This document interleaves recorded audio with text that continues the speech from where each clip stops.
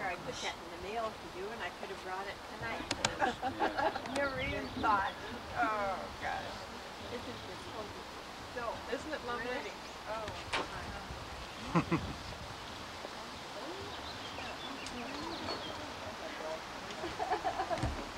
another really cool.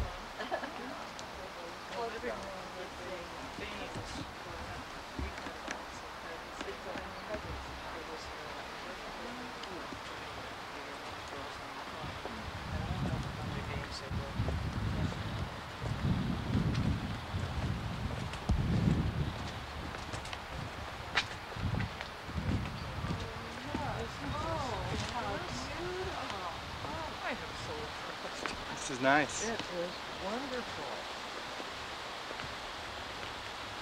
It's hard to believe that, you know, that long ago when this was all put down. Yeah. How's your mom? That it could be world class even today. Yeah.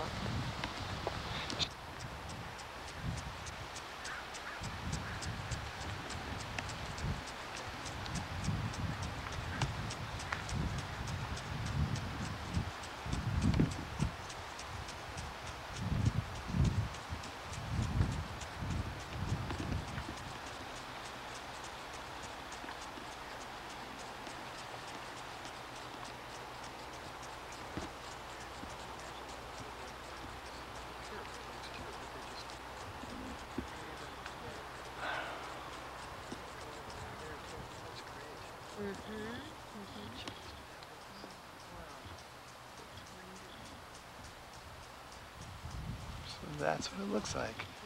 Yes.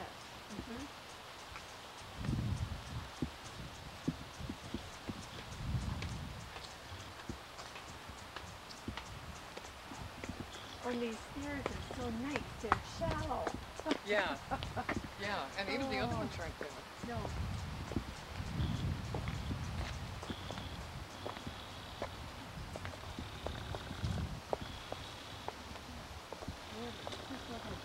Look at way back there. Yeah. It must be a little.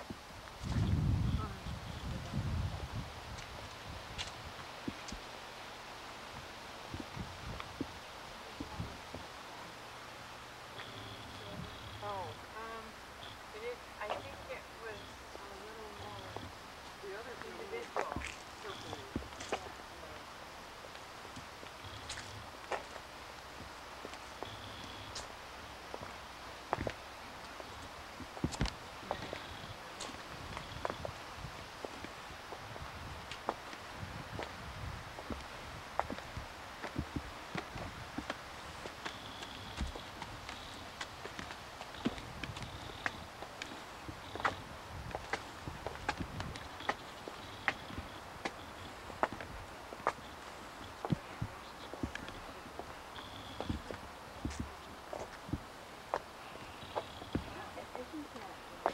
Yeah, the center on that is so cool.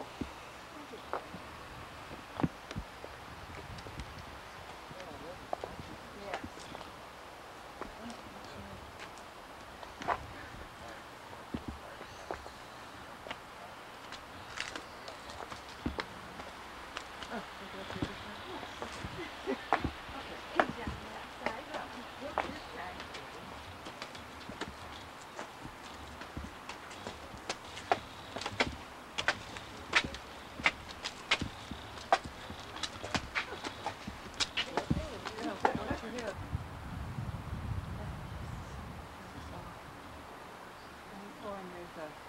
Cool.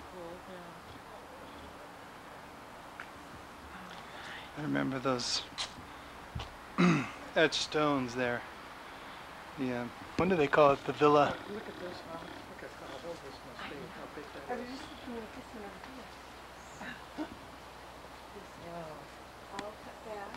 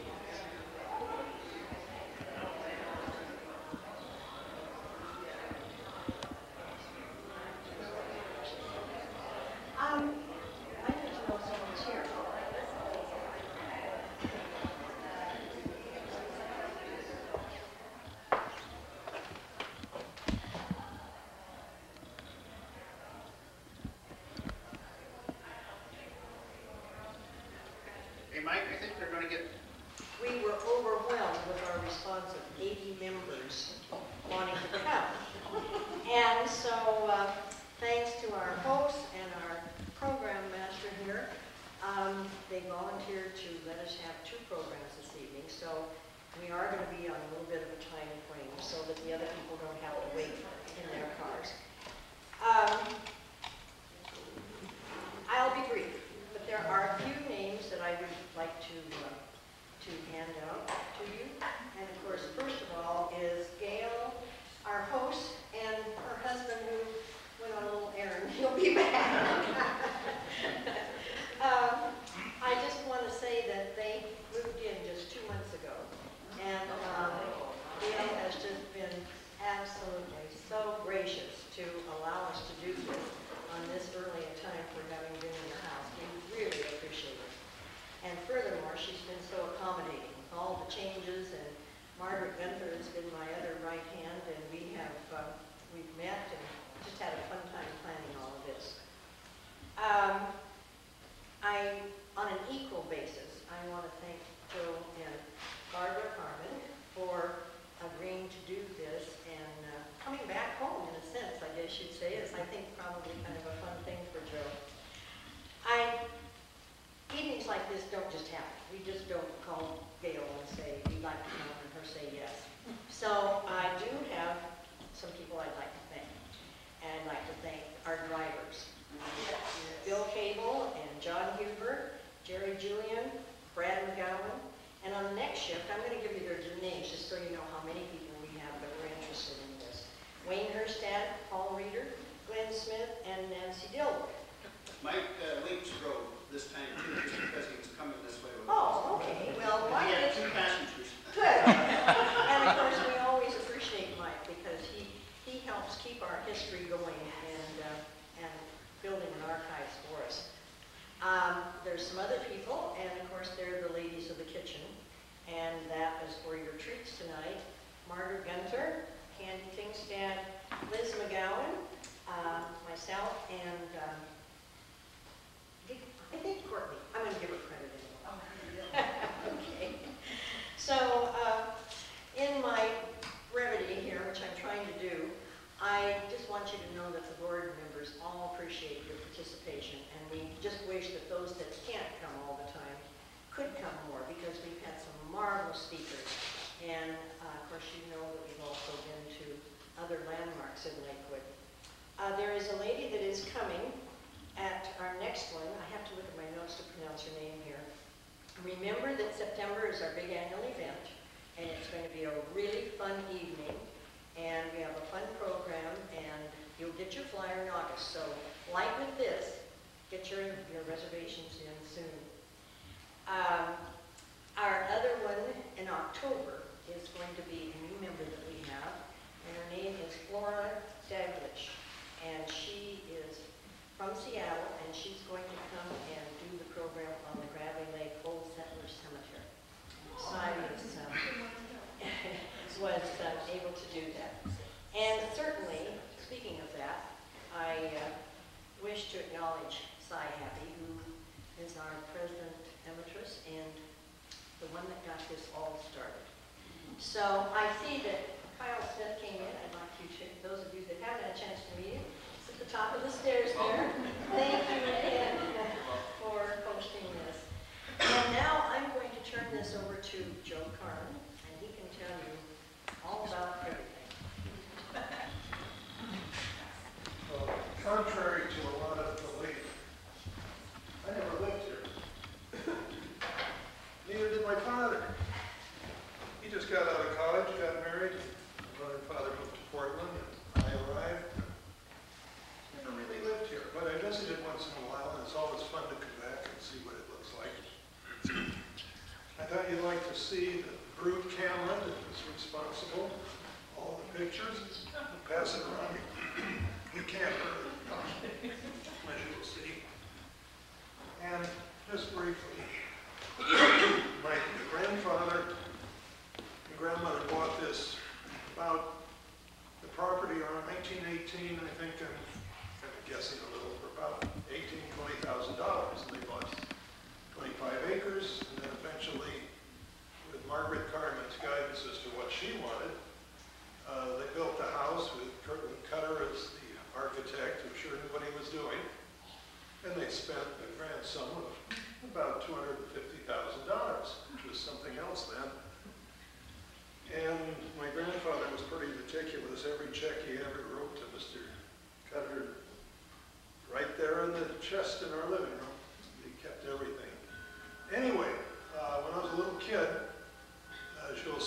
third reel here. They couldn't wait to get the kid out there and take pictures. But there are 3 reels. The first one is just pretty short, around 7 minutes, and it's driving in the driveway and down the drive under the wolf tree out there. And then that's followed by a 15-minute reel from 1926. And how many of you here know Harold Allen? Raise your hand, know Harold Allen. Well, you'll see Harold Allen, because his dad's in here, and he looks just like Harold. And it's remarkable. Minot Davis, if anybody remembers Minot Davis, he's pretty obvious. And various other people of that era who were 60 years old in 1925 or more. Some, of course, long gone. Anyway, I'm not going to talk long because we got a long way to go, and there's little time after the movies, and I think there will be. I can answer any questions that might come up.